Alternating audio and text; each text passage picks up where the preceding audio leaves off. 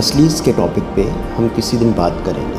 پاک روح ایک زندہ شعور رکھنے والی ہستی ہے جو ایمانداروں کے دلوں میں رہتا ہے، ان کی رہنمائی کرتا ہے اور انہیں مقدس بناتا ہے۔ وہ نہ صرف خدا کی طاقت ہے بلکہ خود خدا ہے۔ روح القدس کوئی غیر شخصی طاقت بھی نہیں بلکہ وہ خدا کی زندہ ہستی ہے جو یوحنا کے مطابق ہمیں زندگی دیتا ہے، ہمیں سچائی کی راہ دکھاتا ہے، ہمیں گناہ، راست بازی اور عدالت کے بارے میں قائل کرتا ہے، رومیو کے مطابق ہمارے اندر رہائش اختیار کرتا ہے اور رومیو ہی کے مطابق ہماری کمزوریوں میں مدد کرتا ہے۔ پیدائش میں لکھا اور خدا کا روح پانیوں کے اوپر جنبش کرتا تھا۔ یوحنا کہتا ہے لیکن مددگار یعنی روح القدس وہ تمہیں سب باتیں سکھائے گا۔ یہ مددگار کس کا؟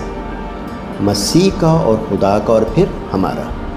اعمال کے مطابق لیکن جب روح القدس تم پر نازل ہوگا تو تم قوت پاؤ گے۔ پھر کرنتھیوں میں لکھا کیا تم نہیں جانتے کہ تمہارا بدن روح القدس کا مقدس ہے؟